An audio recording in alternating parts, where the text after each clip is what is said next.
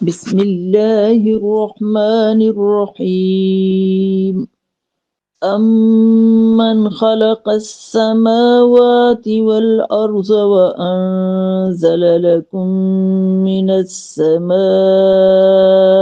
ماء فأنبتنا به حدائق ذات بهجة ما كان لكم أن تنبتوا شجرها أإله مع الله بل هم قوم يعدلون أمن جعل الأرض قرارا وجعل خلالها أنهارا وجعل لها رواسي وجعل بين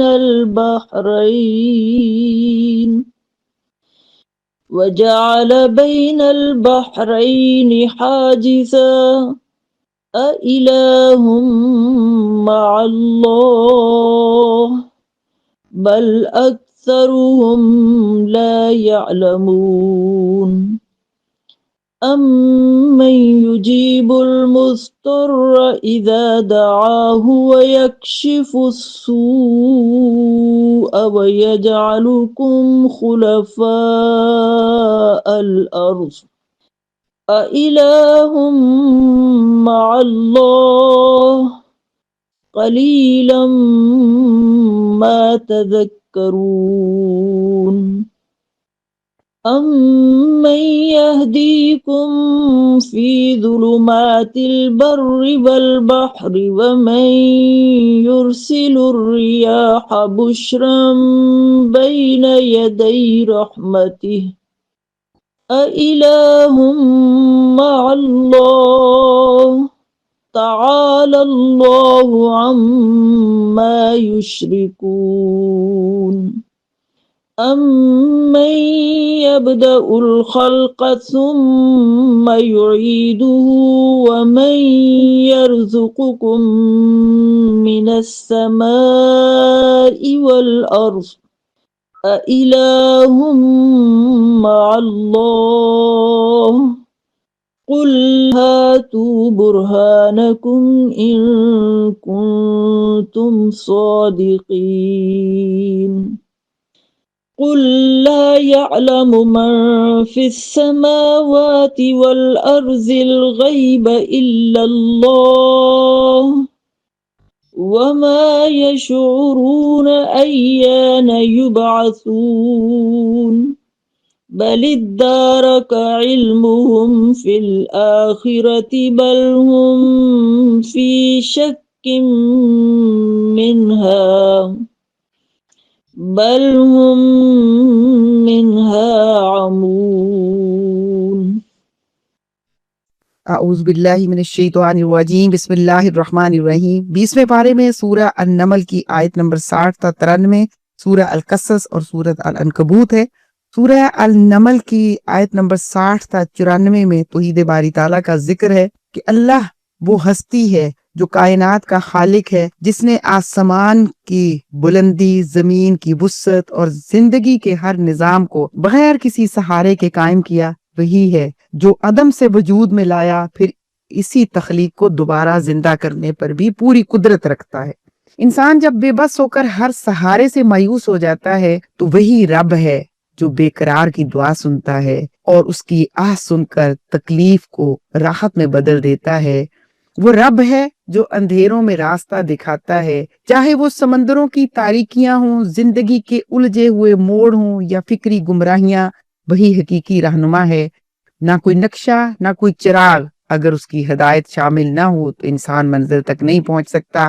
وہی ہے جو ہواؤں کو خوشخبری بنا کر بھیجتا ہے کہ اس کے بعد بارش ہوگی، نباتات، پھل پھول، اناج، ہر چیز پیدا ہوگی۔ اور وہی اللہ ہے جو مایوس دلوں کے اندر امید بھر دیتا ہے، اور وہی ذات ہے جو ہر ذی روح کو رزق عطا کرتی ہے، آسمانوں میں بھی، زمین میں بھی، بغیر حساب کے، بغیر کمی کے، انسان کی ایک سانس سے لے کر اس کی پوری زندگی تک سب اس کے رزق سے قائم ہے۔ ہم میں سے کوئی سوچ بھی نہیں سکتا کہ خود سے سانس لے لے، ہم میں سے کوئی سوچ بھی نہیں سکتا کہ ایک وقت کا کھانا خود پیدا کر لے۔ وہی رازق ہے، ہم سب کو رزق دے رہا ہے اور اپنی رحمت سے دے رہا ہے، اور یہی دراصل صفات ہیں جو یہ واضح کرتی ہیں، جو ثابت کرتی ہیں، جو ہمیں قائل کرتی ہیں، جو ہمیں مجبور کرتی ہیں، جو ہمیں آمادہ کرتی ہیں، جو بار بار سوچنے پر، غور و فکر کرنے پر ہمیں ترغیب دیتی ہیں کہ اللہ کے بندو، اللہ کی بندیوں، وہی اللہ ہے، وہی الہ ہے، اسی کی عبادت کرنی ہے، اسی کی اطاعت کرنی ہے، اسی پر بھروسہ رکھنا ہے۔ بندگی کے قابل صرف اور صرف وہی ذات ہے، اس کے سوا کسی سے امید نہیں لگائی جا سکتی اور اس کے علاوہ کسی کو پکارا نہیں جا سکتا۔ یہ آیت نمبر 60 تا 64 دراصل اس میں ایمان کے حوالے سے اور اللہ کی ہستی اور اس کی قدرت کے اعتبار سے بہت سارے دلائل ہیں، عقلی دلائل ہیں جن کو سمجھنے کی ضرورت ہے۔ سب سے پہلی بات یہ کہ اس کائنات کا خالق صرف اور صرف اللہ ہے۔ یہ ہم سب کو پتا ہے کہ سائنس تو یہ بات کہہ چکی کہ یہ کائنات پورے ایک حادثے کی شکل میں وجود میں آئی ہے، یعنی گویا کہ وقت، مادہ اور توانائی ایک ہی لمحے سے ہیں یہ۔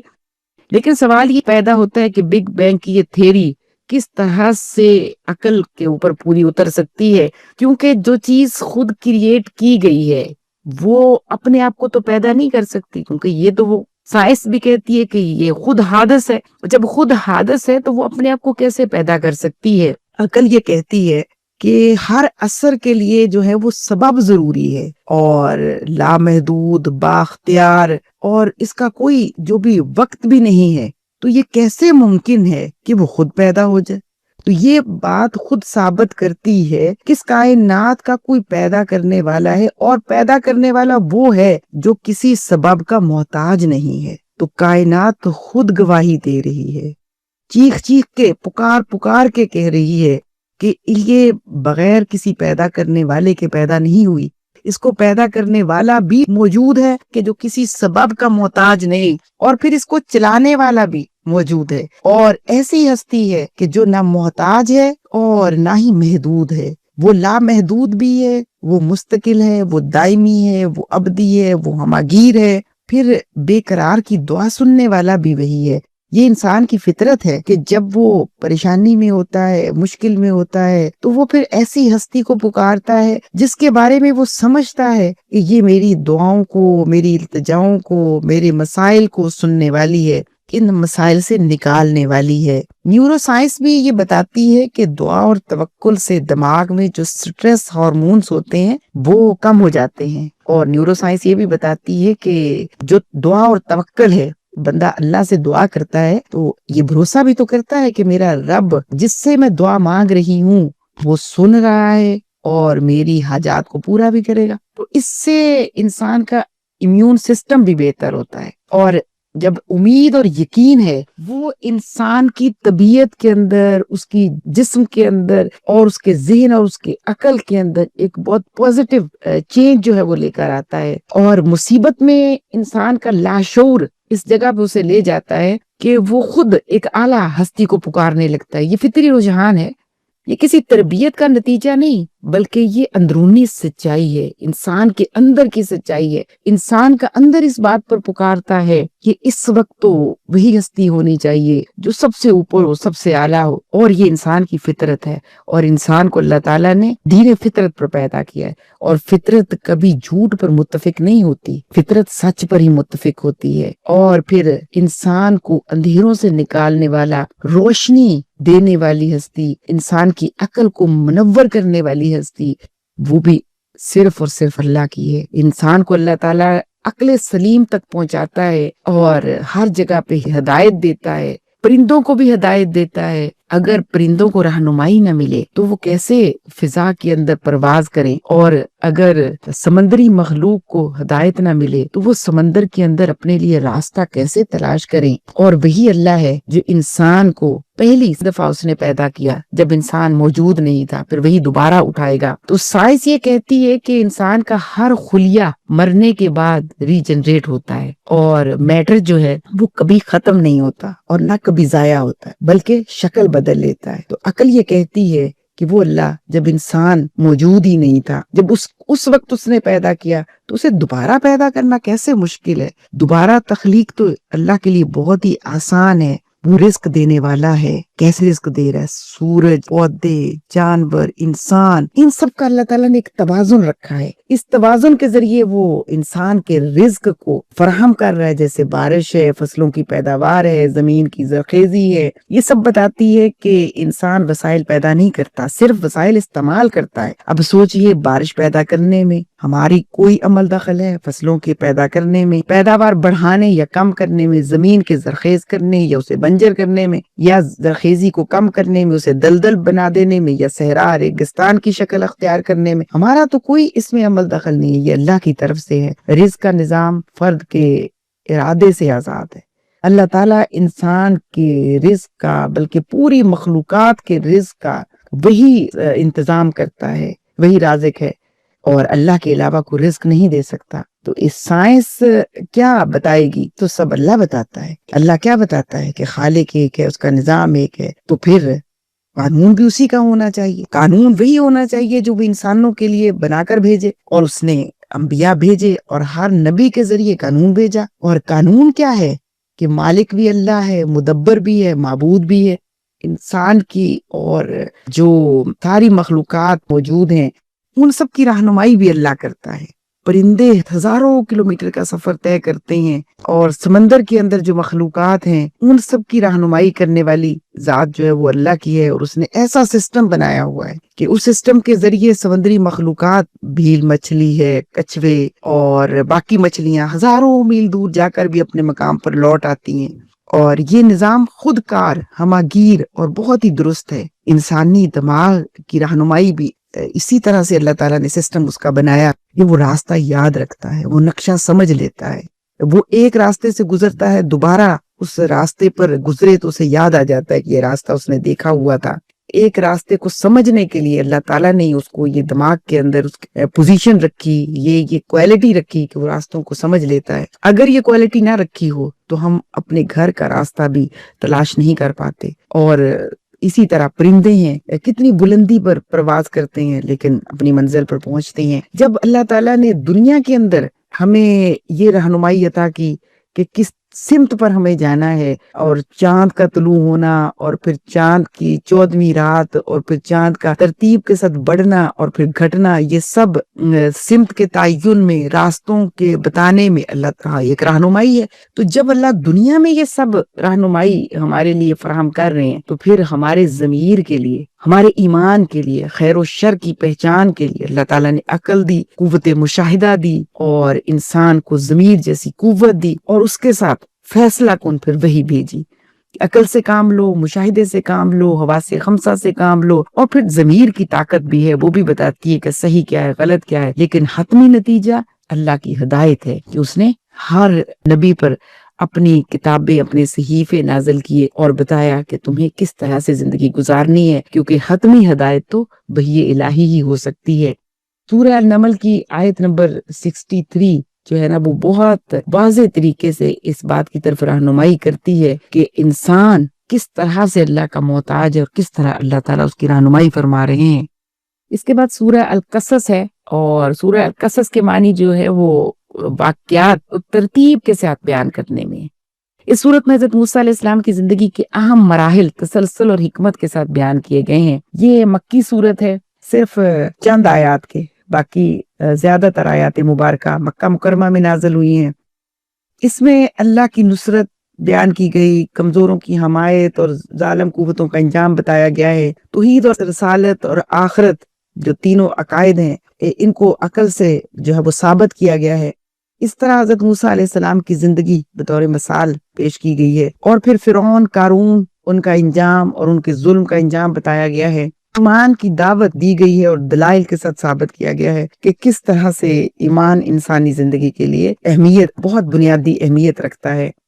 تو سورہ القصص کی آیت نمبر 7 تا 28 میں حضرت موسیٰ علیہ السلام کے پورے واقعے کو جو ہے وہ ترتیب کے ساتھ بیان کیا گیا ہے۔ سب سے پہلے جو اللہ تعالیٰ نے حضرت موسیٰ علیہ السلام کی والدہ کے دل میں وحی ڈال کر یہ اسے سمجھایا کہ تم بچے کو دودھ پلاتی رہو اور جب خطرہ ہو تو دریا میں ڈال دو، ڈرنا نہیں، غم نہ کرنا، ہم اسے تمہاری طرف لوٹائیں گے۔ یہ واقعہ اس طرح سے ہے کہ جب فرعون نے خواب دیکھا کہ بنی اسرائیل میں سے ایک بچہ ہے جو اس کی حکومت ختم کر دے گا، تو اس نے حکم دیا کہ بنی اسرائیل کے لڑکوں کو قتل کر دیا جائے اور لڑکیوں کو زندہ چھوڑا جائے۔ اسی اثنا میں حضرت موسیٰ علیہ السلام کی پیدائش ہوئی تو اللہ تعالیٰ نے حضرت موسیٰ علیہ السلام کی والدہ کے دل میں یہ ڈال دیا۔ اب جو یہ لفظ وہی استعمال ہوا، اس سے مراد نبوت نہیں بلکہ الہام ہے۔ الہام کا مطلب ہوتا ہے کہ دل کے اندر ایک خیال ڈال دینا۔ مولانا مودودی رحمۃ اللہ علیہ نے تفہیم القرآن میں یہی جملہ لکھا ہے، اور اس سے مراد یہ ہے کہ اللہ تعالیٰ خطرے کے لمحے میں بھی انسان کی رہنمائی کر دیتے ہیں۔ اگر انسان کا ایمان، بندے کا ایمان مضبوط ہے اور اپنے رب کے ساتھ اس کا قلبی تعلق ہے اور قریبی تعلق ہے، تو وہ ایسا لمحہ اور ان حالات کے اندر اللہ تعالیٰ کی رہنمائی زیادہ بہتر طریقے سے محسوس کر لیتا ہے۔ تو حضرت موسیٰ علیہ السلام کی والدہ کو یہ اللہ نے ہدایت کر دی کہ جب تمہیں خطرہ ہو تو پھر دریا میں ڈالنا۔ دریا میں ڈالنا بظاہر تو خطرہ ہے مگر حقیقت میں یہی نجات کا ذریعہ ثابت ہوا۔ اور پھر کس طرح سے اللہ تعالیٰ کی حکمت ہے کہ دشمن کے گھر آپ کی پرورش ہوئی۔ فرعون کے گھر والوں نے بچے کو اٹھا لیا، حضرت آسیہ، اور وہی فرعون جو بچوں کو قتل کرنے کا حکم دیتا تھا، تو اسی فرعون کے گھر میں حضرت موسیٰ علیہ السلام کی پرورش ہوئی۔ پھر موسیٰ علیہ السلام کی بہن کے ذریعے والدہ تک خبر پہنچی اور موسیٰ علیہ السلام اپنی ماں ہی کی گود میں واپس آ گئے۔ کس طرح اللہ تعالیٰ نے اس واقعے کے اندر بتایا کہ ہم نے ہر دودھ پلانے والی کے دودھ کو اس کے اوپر ہم نے منع کر دیا، تو لہٰذا وہ کسی بھی دایا کا دودھ پینے کے لیے تیار نہیں تھے، تو یہاں تک کہ بہن نے کہا کہ میں آپ کو ایک ایسی دایا کی خبر دیتی ہوں کہ امید ہے کہ اس کا یہ دودھ پی لیں گے۔ تو اس طرح حضرت موسیٰ علیہ السلام کو واپس اپنی والدہ کے پاس پہنچا دیا گیا۔ اس آیت مبارکہ سے یہ ثابت ہوتا ہے کہ اللہ باطل کے وسائل کو بھی حق کے لیے استعمال کیسے کرواتا ہے۔ اور دوسرا اس میں بہت بڑا سبق یہ ہے کہ فرعون کی ساری سمجھداری، فرعون کی عقل، اس کی حکمت، اس کی تدبیر سب ناکارہ ہو گئی، ناکام ہو گئی۔ اس کے آگے اللہ کی تدبیر کامیاب ہوئی۔ اور پھر اس میں ایک بڑی حکمت یہ بھی ہے، اللہ تعالیٰ نے حضرت موسیٰ علیہ السلام کو بادشاہ کے گھر میں تربیت کا انتظام کیا۔ آپ ایک غلام قوم سے تعلق رکھتے تھے، اللہ تعالیٰ نے آپ کو بڑی سلطنت دینی تھی، نبی بنانا تھا، اور فرعون کے باغات کا، فرعون کے محلات کا، فرعون کی زمینوں کا وارث بنانا تھا۔ تو اللہ تعالیٰ نے پھر حکمت سکھانی تھی، اس لیے بادشاہ کے گھر میں آپ کی تربیت کا انتظام کیا، یہاں تک کہ آپ جوان ہو گئے، آپ کو قوت بھی دی، آپ کو حکمت بھی دی۔ نبوت سے پہلے بھی اللہ تعالیٰ اپنے بندے کی تربیت کرتے رہے، پھر نبوت عطا فرمائی۔ اس کے بعد آیت نمبر 18 سے 21 کے درمیان یہ بتایا گیا ہے کہ اگلے دن شہر میں خبر پھیل گئی، ایک خیر خواہ نے بتایا فرعون کی سردار جو ہیں تمہیں قتل کرنے کا منصوبہ بنا رہے ہیں۔ تو موسیٰ علیہ السلام فوراً وہاں سے بھاگ گئے اور مدین کی طرف رخ کر لیا۔ اس آیت مبارکہ سے ثابت ہوتا ہے کہ احتیاط انسان کے لیے اس کی حکمت، عقل کی دلیل ہے، اور شریعت احتیاط اختیار کرنے کی تلقین کرتی ہے۔ بزدلی نہیں ہے یہ، بلکہ یہ دانش مندی ہے، اور ہجرت انبیاء کی سنت بھی ہے۔ اور مدین جب آپ پہنچے تو وہاں پر دو عورتیں ایک طرف اپنے جانوروں کو لے کر کھڑی تھی، اور وہاں کے لوگ انہیں پانی پلانے نہیں دے رہے تھے، وہ انتظار کر رہی تھی کہ سب پانی پلا کے جائیں گے تو ہم اپنے جانوروں کو پانی پلائیں گے۔ حضرت موسیٰ علیہ السلام آگے بڑھے اور ان عورتوں کے جانور پکڑے، انہیں پانی پلا کے خواتین کے سپرد کر دیے۔ یہ خواتین گھر گئیں اور جا کر اپنے والد سے بیان کیا، اور پھر وہ واپس آئیں اور حضرت موسیٰ علیہ السلام کو اپنے والد کے پاس لے گئیں۔ زیادہ تر تفاسیر میں یہی لکھا گیا ہے کہ وہ حضرت شعیب علیہ السلام تھے۔ بعض مفسرین نے کوئی نیک ہستی کا اظہار بھی کیا ہے کہ کوئی نیک انسان تھے، لیکن زیادہ مفسرین نے اس پہ حضرت شعیب علیہ السلام ہی کے حوالے سے لکھا ہے۔ اور پھر قرآن میں یہ بتایا گیا کہ وہ حیا کے ساتھ آئیں اور آ کر لے کر گئیں، اور حضرت موسیٰ علیہ السلام پہنچ گئے حضرت شعیب علیہ السلام کے پاس، تو کس طرح اللہ تعالیٰ نے ان کے رزق کا انتظام بھی کیا، ٹھکانے کا انتظام بھی کیا۔ یہاں 26 نمبر سے لے کر 28 نمبر آیت کے اندر بتایا ہے کہ حضرت شعیب علیہ السلام کی بیٹی نے یہ تذکرہ کیا کہ والد محترم، ہمیں ایسے ہی آدمی کی ضرورت ہے گھر میں، ملازم کی، محافظ کی، جو کبھی بھی اور امین بھی ہو۔ تو وہ ایسا شخص تھا کہ جس نے ہمارے جانوروں کو پانی پلایا، وہ طاقتور بھی تھا اور وہ امانت دار بھی تھا۔ اور پھر حضرت شعیب علیہ السلام نے اپنی بیٹی کے ساتھ 8 یا 10 سال کی خدمت کے عوض یہ حق مہر قرار پایا، اس کے عوض نکاح کی پیشکش کر دی۔ اسلام میں نکاح سادہ اور باوقار معاہدہ ہے۔ یہاں سے یہ ثابت بھی ہوا کہ محنت کو مہر بنانا بھی جائز ہے، اور اس آیت مبارکہ سے یہ بھی ثابت ہوا کہ قیادت کے لیے اہلیت، ایمان، قوت اور امانت، یہ خصوصیات بہت ضروری ہیں۔ حضرت موسیٰ علیہ السلام کا یہ واقعہ محض تاریخ نہیں بلکہ ہدایت کا مکمل نظام ہے۔ اللہ کا منصوبہ انسانی منصوبوں پر غالب آ کر رہتا ہے، یہ بات بہت واضح طریقے سے اس واقعے کے ذریعے پتہ چل گئی، اور یہ بات بھی علم میں آ گئی کہ حکمت کیا ہے اور اللہ کس حکمت کے ساتھ طاقتوروں کی طاقت کو ختم کرتا ہے۔ اور پھر اس میں یہ بات بھی سمجھ میں آئی کہ اسباب پیدا کرنا اللہ کا کام ہے، ہم سبب کے محتاج ہیں مگر اللہ مسبب الاسباب ہے۔ عورت کا کردار بھی یہاں سے پتہ چلتا ہے کہ کس قدر ذہین ہوتی ہے عورت۔ حضرت آسیہ کا کردار، ان کی ذہانت کہ اس نے فرعون کو بھی اس بات پر آمادہ کر لیا کہ وہ بنی اسرائیل کے ایک لڑکے کی پرورش کریں، اور فرعون جبکہ اس بات کو سمجھتا بھی تھا کہ بنی اسرائیل کے بیٹے ہی میرے لیے دشمن ثابت ہوں گے، لیکن اس نے اس بات کو تسلیم کیا۔ انہی کے گھر میں حضرت موسیٰ علیہ السلام کی تربیت ہوئی۔ پھر دوسرا واقعہ، حضرت شعیب علیہ السلام کی بیٹی نے ہی ذہانت کے ساتھ اپنے والد کو قائل کیا کہ انہیں گھر میں ایک محافظ کی اور ایک امانت دار شخص کی، باحیا شخص کی، طاقتور شخص کی ضرورت ہے، کیونکہ ان کے لیے اس ظالم معاشرے کے اندر بغیر کسی مرد کے یہ سارے کاموں کو انجام دینا مشکل ہو رہا ہے۔ یہاں ایک اور بات بھی سمجھ میں آتی ہے کہ ایک اجنبی جگہ پر بھی جا کر فوری طور پر موسیٰ علیہ السلام نے جب دیکھا کہ خواتین مشکل میں ہیں، مدد کے جذبے کے تحت اٹھے اور ان کی مدد کی۔ تو اس سے سمجھ آتی ہے کہ انسان جو انسانیت رکھتا ہو، اللہ سے محبت ہو، ہر وقت اسے ایک دوسرے کی خدمت کے لیے تیار رہنا چاہیے۔ آیت نمبر 24 کے اندر حضرت موسیٰ علیہ السلام کی دعا بھی بتائی گئی ہے کہ وہاں پر انہوں نے ایک دعا کی، اور دعا کیا تھی؟ اے میرے رب، جو بھی بھلائی ہو تو میری طرف نازل فرما، میں اس کا محتاج ہوں۔ یہ دعا حضرت موسیٰ علیہ السلام نے مدین پہنچ کر اس وقت کی جب وہ وطن، خاندان اور سہارا سب کو چھوڑ چکے تھے، قتل کے الزام کے بعد تنہ تنہا ہجرت پہ تھے، 2 کمزور لڑکیوں کی مدد کر چکے تھے، خود بھوک، تھکن اور بے سر و سامانی کی حالت میں تھے۔ یہ دعا کسی خاص چیز کا نام لے کر نہیں کی گئی بلکہ اللہ کے سپرد کر دیا، اپنے آپ کو اللہ کے حوالے کر دیا۔ ان الفاظ میں بڑی جامعیت ہے، من خیر یعنی رزق، رہائش، سکون، عزت، رفاقت، مستقبل، یہ سب کچھ اس لفظ میں سمٹ آیا۔ اور حضرت موسیٰ علیہ السلام نے مانگنے کا طریقہ بھی سکھا دیا، یہ نہیں کہا مجھے یہ دے، مجھے وہ چاہیے، بلکہ کہا میں محتاج ہوں، تو جو مناسب سمجھے مجھے عطا فرما دے۔ یہ دعا کا اعلیٰ ترین اسلوب ہے۔ پھر دعا کا فوری اثر، اسی دعا کے فوراً بعد کھانے کا انتظام بھی ہوا، رہائش بھی ملی، نکاح بھی ہوا، روزگار بھی ملا، عزت اور تحفظ بھی ملا۔ گویا یہ دعا زندگی کے پورے ایک اہم موڑ کی بنیاد بن گئی۔ اس سے ہمیں یہ سبق ملتا ہے کہ جو بھی بندہ اپنی ضرورت اللہ کے سامنے رکھے اور اختیار اللہ پر چھوڑ دے، اللہ اس کے لیے صرف مسئلہ نہیں بلکہ پوری زندگی سنوار دیتا ہے۔ آیت نمبر 62 تا 75 میں کچھ قیامت کے مناظر ہیں جو بیان کیے گئے ہیں۔ سورہ القصص کے آخری حصے میں قرآن قیامت کا ایسا زندہ اور ہلا دینے والا منظر پیش کرتا ہے جس میں انسان کے تمام خود ساختہ عظمتیں، جھوٹے سہارے، باطل امیدیں ٹوٹ جاتی ہیں۔ آیت نمبر 62 کے اندر جھوٹے معبودوں سے سوال ہے، اور جس دن اللہ انہیں پکارے گا اور فرمائے گا کہاں ہیں میرے وہ شریک جن کا تم گمان کرتے تھے۔ مولانا مودودی رحمۃ اللہ علیہ لکھتے ہیں یہ سوال لا علمی کے لیے نہیں بلکہ مجرموں کو رسوا کرنے کے لیے ہے کہ دنیا میں جنہیں اللہ کا شریک سمجھا گیا قیامت کے دن وہ سب بے اختیار ثابت ہوں گے۔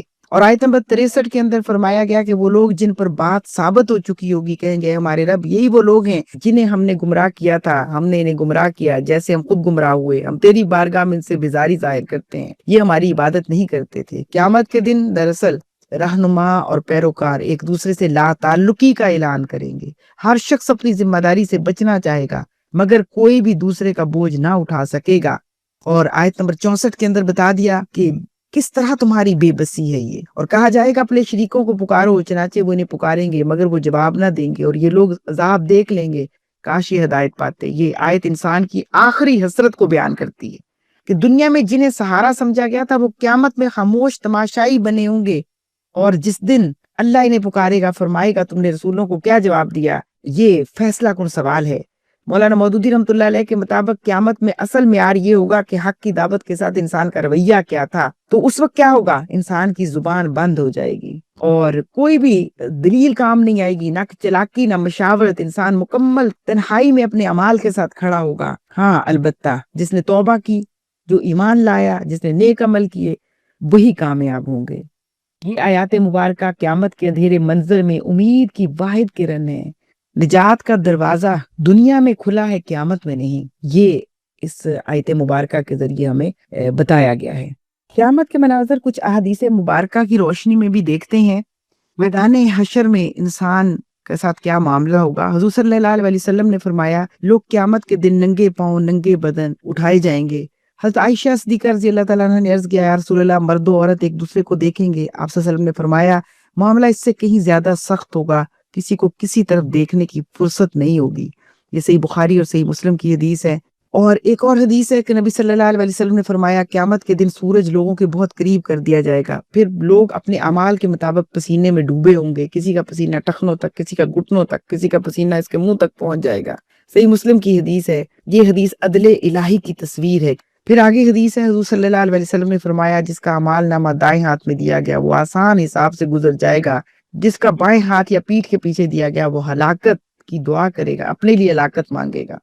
صحیح بخاری کی حدیث ہے یہ. اور آگے حضور صلی اللہ علیہ وسلم نے فرمایا قیامت کے دن اللہ تعالیٰ رسولوں کو بلائے گا اور پوچھے گا تمہیں کیا جواب دیا گیا. یہ صحیح مسلم میں ہے. اور اصل میں اس میں پوچھا یہ گیا ہے کہ انسانوں کا رویہ کیا تھا، کیا معاملہ کیا.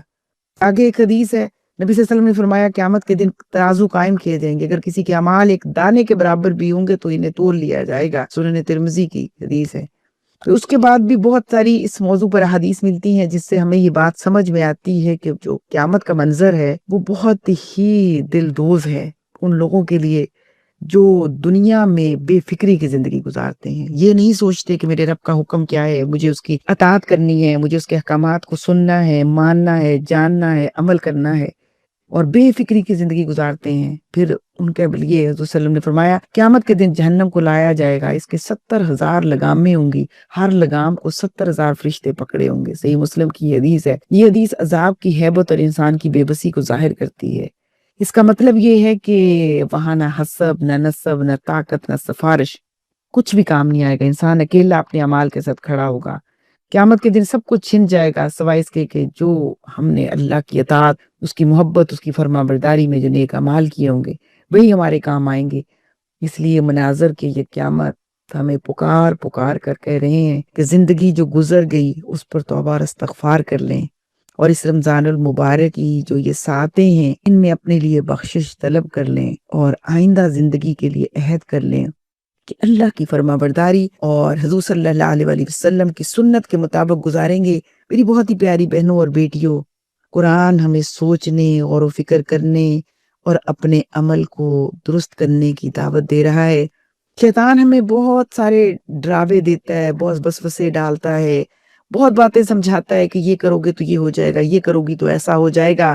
میری بہت عزیز بہنوں اور بیٹیوں، معاملہ اصل میں یہ نہیں ہے کہ شیطان کے ہاتھ میں کوئی قدرت ہے، شیطان کے ہاتھ میں کوئی طاقت ہے. تمام طاقتیں اللہ کے پاس ہیں. وہ جو چاہے کر سکتا ہے. ہماری تمام مشکلات ایک لمحے میں حل کر سکتا ہے. ہمارے لیے تمام راستے لمحوں میں کھول سکتا ہے.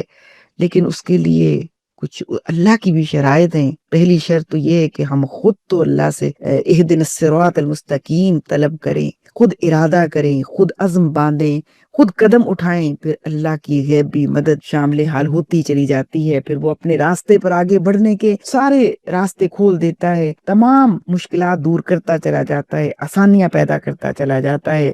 وہ کہتا ہے مجھے پکار کر تو دیکھو، میں تمہاری شہرک سے بھی زیادہ قریب ہوں، اور مجھے پکارو گے تو مجھے اپنے قریب ہی پاؤ گے. سورۃ القصص آیت نمبر 76 تا 82 میں قارون کا قصہ ہے، اور اس میں ہم دیکھتے ہیں کہ اس قصے کو کس طرح سے اللہ تعالیٰ نے بیان کیا ہے. اس میں فرعون جو ہے وہ طاقت کی علامت ہے، حامان اقتدار کے نظام کی، قارون دولت کے غرور کی علامت ہے.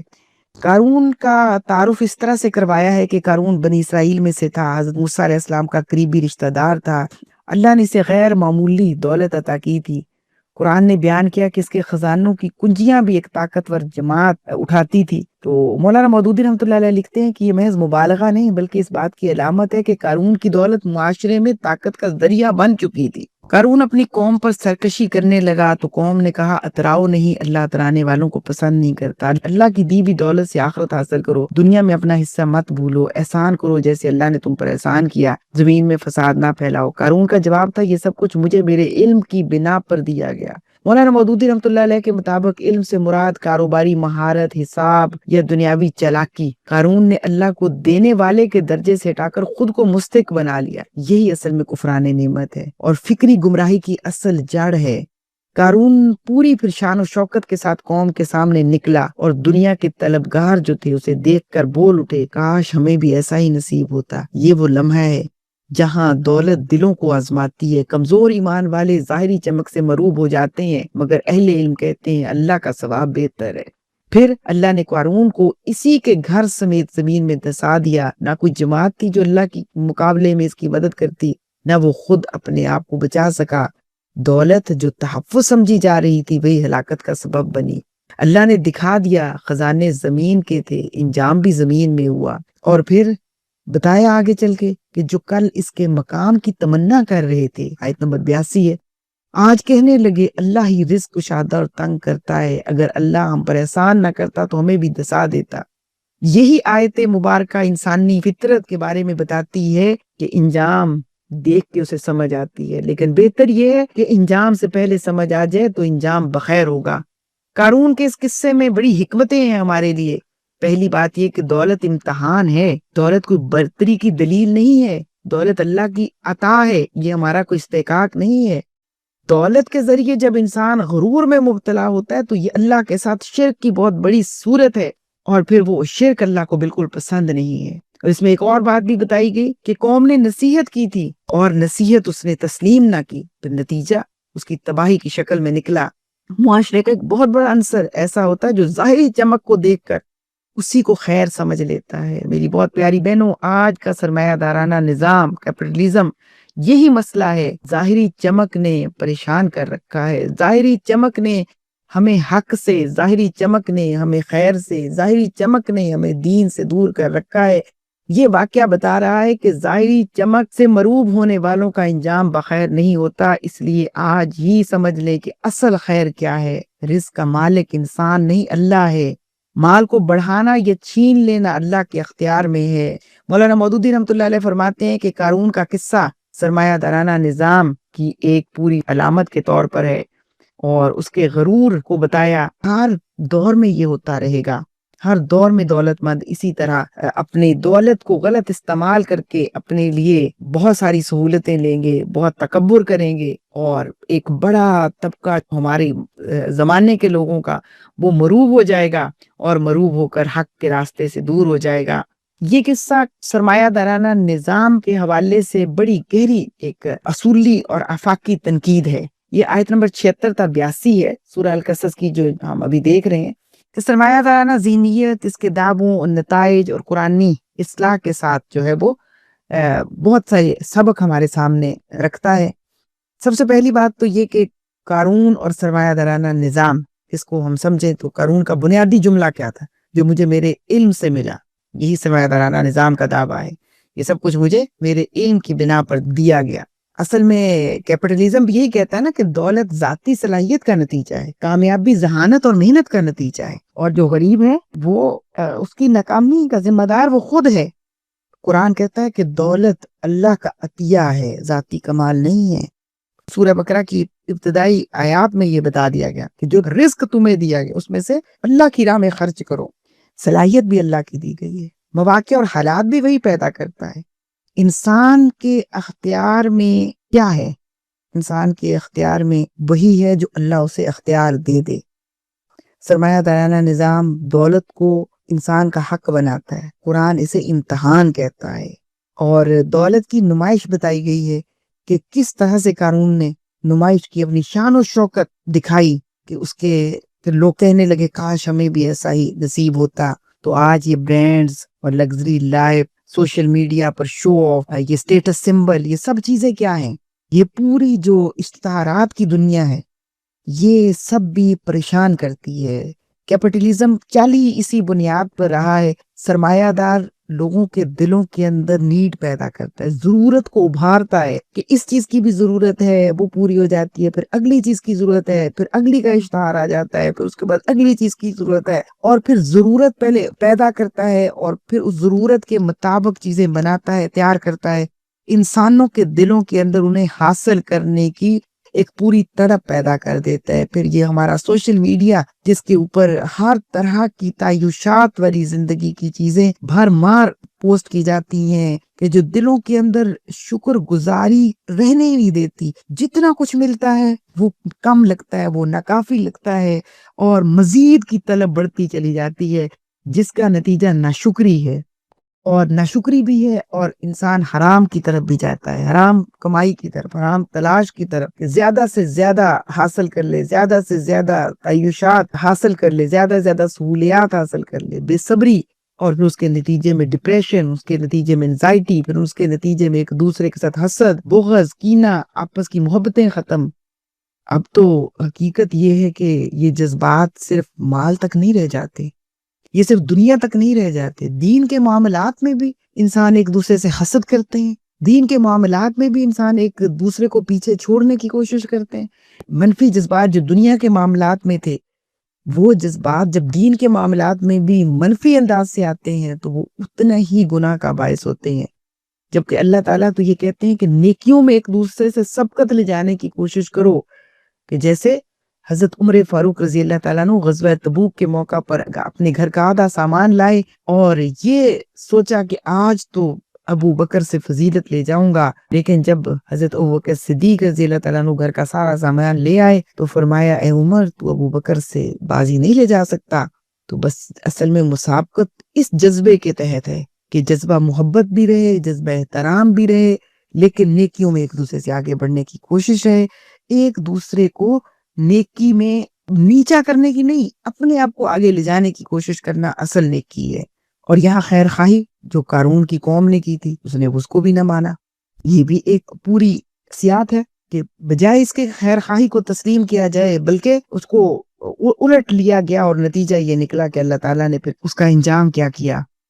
سرمایہ دارانہ نظام میں جو پروفٹ ہے وہ اختیاری ہے، اخلاقیات کی حیثیت سیکنڈری ہے، ثانوی ہے، جبکہ قرآن کہتا ہے کہ مال کے ساتھ پہلی ذمہ داری تمہاری یہ ہے کہ مال کو ضرورت مندوں پر خرچ کرو، احسان کا رویہ اختیار کرو، جس کی مدد کرو اس پر احسان نہ جتاؤ، اور پھر یہ بتایا کہ مال خرچ کرنا اخلاقی طور پر تمہاری ذمہ داری ہے، تم احسان نہیں کر رہے۔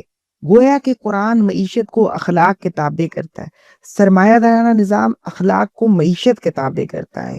اور دوسرا ایک اور مسئلہ یہ ہے کہ قارون یہ سمجھتا تھا کہ خزانے، کنجیاں، اثر و رسوخ، یہ سب چیزیں اسے بچا لیں گی، گویا کہ دولت تحفظ دیتی ہے۔ جدید سرمایہ دارانہ نظام جو ہے وہ بہم کا شکار ہے نا، کہ انشورنس ہونی چاہیے، ایسٹس ہونے چاہیے، ایسی کاروبار ایسا ہونا چاہیے جس میں کبھی خسارہ نہ ہو، تو لہٰذا لابنگ ہو اور اس طریقے سے کام کیا جائے اپنے کاروبار کے لیے، وہ آگے بڑھتا چلا جائے۔ جبکہ قرآن یہ کہتا ہے کہ کچھ بھی کر لو، جب اللہ کی فیصلہ آئے گا تو کوئی چیز تمہیں تمہارے انجام سے بچا نہیں پائے گی۔ اور ایک بات جو سرمایہ دارانہ نظام کی سمجھ میں آتی ہے وہ ہے عدم مساوات، کہ قارون کی دولت چند ہاتھوں میں، گویا کہ چند ہاتھ، جو آج کا ہمارے 98% وسائل 2% اشرافیہ کے ہاتھ میں ہیں، اور باقی 98 آبادی جو ہے وہ بہت کم وسائل پر زندگی گزارنے پر مجبور ہے۔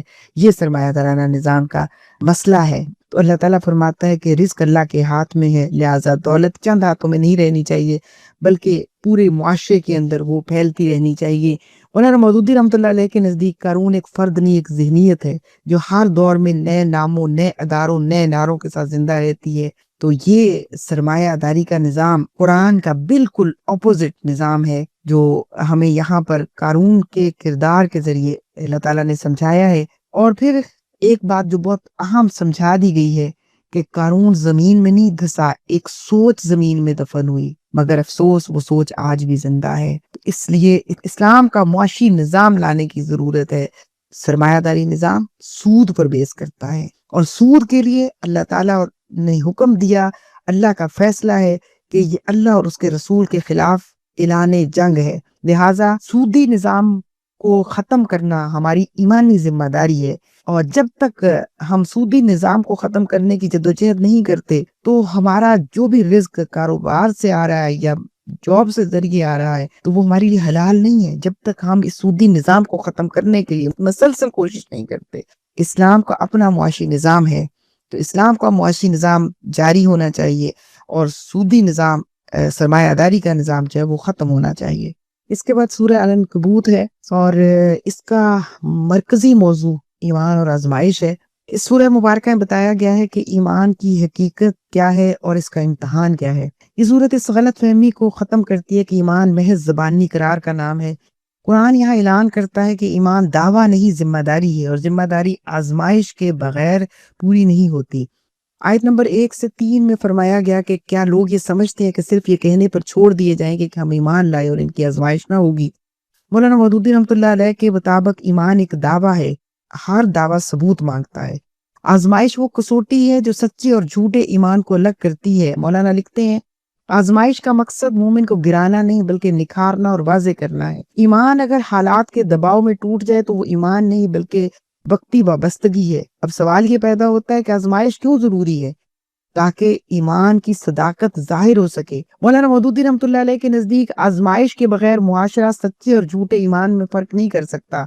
اللہ چاہتا ہے زمین پر حق کا عملی نمونہ قائم ہو، اور پھر یہاں پر یہ بھی بتا دیا گیا کہ کس طرح حضرت نوح علیہ السلام، حضرت ابراہیم علیہ السلام اور حضرت لوط علیہ السلام یہ بتاتے ہیں کہ آزمائش نبوت اور قیادت سے پہلے آتی ہے۔ قربانی کے بغیر کوئی تحریک زندہ نہیں رہتی۔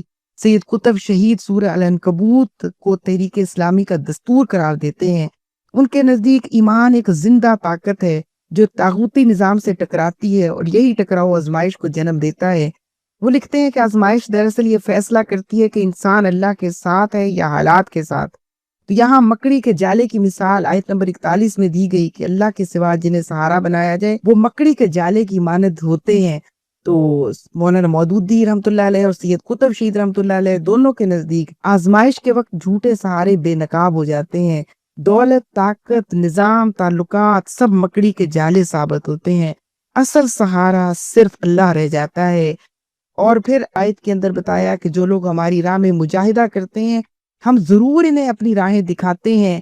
سید قطب فرماتے ہیں کہ ہدایت جدوجہد کے بعد ملتی ہے، جدوجہد کے بغیر نہیں ملتی۔ جو چاہتا ہے کہ آرام کے ساتھ رہے، اسے کوئی مشقت نہ اٹھانی پڑے، اسے کوئی تکلیف نہ اٹھانی پڑے، وہ قرآن کے مزاج سے ہی واقف نہیں ہے۔ مولانا مودودی رحمۃ اللہ علیہ کے نزدیک مجاہدہ کا مطالبہ ہی نفس، معاشرہ اور نظام سب کے خلاف حق پر ڈٹے رہنا ہے۔ یہ مجاہدہ ہی ہے جو انسان کے ایمان کے زندہ اور تابندہ اور سلامت ہونے کی علامت ہے، کہ وہ اپنے نفس کے خلاف بھی ڈٹا رہے، معاشرے کی غلط چیزوں کے خلاف بھی ڈٹا رہے، غلط نظام کے خلاف ڈٹا رہے، اس کو بدلنے کے لیے ہر لمحہ کوشش کرتا رہے۔ تو یہی جو ایمان ہے اس کی جانچ کیسے ہوتی ہے کہ اگر وہ قائم رہ جائے تو گویا کہ ایمان سچا ہے۔ قربانی برے اعمال کو دور کر دیتی ہے، پاک کر دیتی ہے انسان کو، اور اچھے اعمال رہ جاتے ہیں، گناہ دھل جاتے ہیں۔ آزمائش جب آتی ہے اگر انسان اس پہ ثابت قدم رہے تو اللہ اس کے ساتھ ہوتا ہے، اللہ صابرین کے ساتھ ہے، صابروں کے ساتھ ہے، اللہ استقامت جو اختیار کرتے ہیں ان کے ساتھ ہے۔ اور جب انسان مجاہدہ کرتا ہے تو دراصل اسے ہدایت نصیب ہوتی ہے۔ یہ سورہ مبارکہ یہ اعلان کرتی ہے کہ ایمان وہ نہیں جو مشکل سے پہلے ہو، ایمان وہ ہے جو مشکل کے بعد باقی رہ جائے۔ آزمائش ایمان کو معاشرتی حقیقت بنا دیتی ہے، آزمائش ایمان کو انقلابی طاقت میں بدل دیتی ہے، اور یہ بات بھی سمجھا دی گئی کہ اگر ایمان آزمائش کے وقت سلامت نہ رہے تو اس کی مثال بالکل مکڑی کے جالے کی سی ہے جس کی کوئی حیثیت نہیں رہ جاتی۔ تو اب ایک بہت اہم سوال ہے جس پر غور کرنے کی ضرورت ہے کہ آج ہمیں کس طرح کی آزمائشوں کا سامنا کرنا پڑ رہا ہے۔ سب سے پہلی آزمائش فکر کی آزمائش ہے۔ آج مذہب ذاتی معاملہ بنا دیا گیا ہے، ہمیں یہ سمجھایا جاتا ہے کہ یہ تو انسان کا ذاتی معاملہ ہے، دوسرے کو دخل دینے کی ضرورت ہی نہیں ہے۔ ایک اور آزمائش ہمیں بنا دی گئی، مسلمان ہونا ہی آزمائش ہے، اسلاموفوبیا کا مسئلہ ایک بنا دیا گیا، اسلام جو امن کا دین ہے اسے دہشت گردی قرار دے دیا گیا، اور پھر ساتھ اس کو اکثریت کے ساتھ جوڑ دیا گیا ہے۔ کہ جو اکثریت ہے وہ حق پر ہوگی، جو اکثریت کہے گا وہی ٹھیک ہے، گویا کہ اکثریت اگر کافر ہوگی تو کیا کفر ٹھیک ہے، اور اگر تنہا رہ گئے مومن، کم رہ گئے ہیں مومنین، تعداد میں کم ہے، طاقت میں کم ہے، اقتدار پاس نہیں ہے، تو پھر گویا کہ وہ حق پر نہیں ہے۔ تو یہ ایک بہت بڑی آزمائش ہے۔ بڑا مسئلہ ہمارا یہ اس وقت کا کہ اطاعت کو سہولت کے ساتھ ڈال دیا گیا ہے کہ سہولت ہوگی تو یہ کر لے، اگر سہولت نہیں ہے تو کوئی بات نہیں۔ آج حلال و حرام کا مسئلہ بھی سہولت کے اوپر آ گیا ہے، اور کیریئر کا مسئلہ بھی سہولت کے اوپر آ گیا ہے کہ جو راستہ کاروبار آسان ہے وہ کر لو، چاہے اس کے اندر حرام ہو، وہ نوکری کر لو جس کے اندر سہولت ہے چاہے وہ حرام ہو۔ اسی طرح جو لائف کا سٹائل ہے وہ بھی یہی ہے کہ جہاں پہ سہولت ہو وہاں سے راستہ نکال لو۔ سہولت اصل کسوٹی نہیں ہے ایمان کی، ایمان کی کسوٹی حق ہے کہ حق پر ڈٹے رہنا خواہ مشکل ہو۔ ایک بہت بڑا مسئلہ ہمارا اس وقت کا وہ کیا ہے کہ ہماری شناخت، ہم مسلمان ہیں اور اسلام ہماری شناخت ہے، تو اس شناخت کو ہمارے لیے ٹیبو بنا دیا گیا کہ ہم قدامت پسند ہیں، ہم پسماندہ ہیں، ہم بیکورڈ ہیں، ہمارے فرسودہ روایات ہیں، تو ہم اپنی شناخت پر شرمندہ ہوتے ہیں۔ ایمان کیا کہتا ہے کہ معذرت خانہ رویہ نہیں ہونا چاہیے۔ اسلام یہ کہتا ہے کہ تم شدت اختیار نہیں کرو، اسلام یہ بھی نہیں کہتا کہ تم اپنی جو مین بنیادیں ہیں ان پر کمپرومائز کر لو۔ ایک اور مسئلہ جو آج کا ہے وہ کیا ہے کہ بس جو بھی ہے کرنے دو، جو کر رہے ہیں، تمہارا کا کام ہے، تم خاموش رہو۔ مطلب دوسرے کے معاملات میں کیوں دخل دینا ہے بھائی، ہر کسی کا اپنا معاملہ ہے، ظلم ہے تو بھی خاموش رہو، جھوٹ ہے تو بھی خاموش رہو، ناانصافی ہو رہی ہے تو بھی خاموش رہو۔ بھائی تمہیں بولنا بہت مہنگا پڑ سکتا ہے، تمہاری اپنی زندگی گزارو، کیوں دوسرے کے معاملات میں دخل دیتے ہو؟ تو اسلام کی یہ تلقین نہیں ہے۔ اسلام تو کہتا ہے کہ ایمان کی نشانی کیا ہے کہ اگر برائی کو دیکھو ہاتھ سے روکو، ہاتھ سے نہیں روک سکتے زبان سے منع کرو، زبان سے نہیں منع کر سکتے دل میں برا جانو، یہ کمزور ترین ایمان ہے۔ ایک اور اس وقت کی آزمائش کیا ہے کہ سہارا کس پر ڈھونڈے، سپورٹ ٹیسٹ ہے ہمارا۔ جدید دور کے سہارے کیا ہے ہمارے پاس؟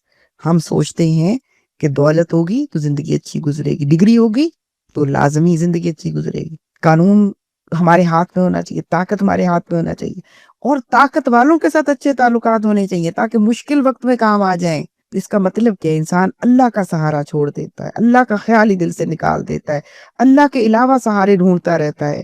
ایک اور مسئلہ آج کا چیلنج کہ عمل کے بغیر علم ہے، علم بہت زیادہ ہے، نالج کا ایک طوفان ہے نالج کا، ہر کسی کے پاس بے شمار نالج ہے، لیکن ایسے علم سے پناہ مانگی حضور صلی اللہ علیہ وسلم نے۔ آج بڑا علم ہے، لیکچرز ہیں، کتابیں ہیں، کورسز ہیں، مگر عمل نہیں۔ تو یہ علم ہمارے لیے آزمائش ہے۔ علم وہ چاہیے جو عمل کو بدل دے، جو عمل میں ڈال جائے۔ آج کا ایک اور مسئلہ نفس پرستی اور خواہش پرستی ہے۔ سب سے بڑا خدا میں خود ہوں، میری خواہش پوری ہونی چاہیے، مجھے حق ملنا چاہیے، مجھے آزادی ملنی چاہیے، مجھے بیان سیلف ایکسپریشن کا حق ہونا چاہیے۔ تو اس میں آزمائش نفس ہے۔ تو اس لیے ایمان کہتا ہے خواہش اللہ کے حکم کے تابع ہونی چاہیے۔ یہ سورہ العنکبوت کا بہت اہم جو پیغام ہے وہ یہی ہے کہ ایمان کیا ہے اور اس ایمان کی آزمائش کیا ہے۔ اللہ تعالیٰ سے دعا ہے کہ اللہ تعالیٰ ہمیں ایمان میں استقامت عطا فرمائے، اور اس وقت کی جو آزمائشیں ہیں ان سے نبرد ازما ہونے کی صلاحیت عطا فرمائے۔ آمین۔ السلام علیکم ورحمۃ اللہ وبرکاتہ۔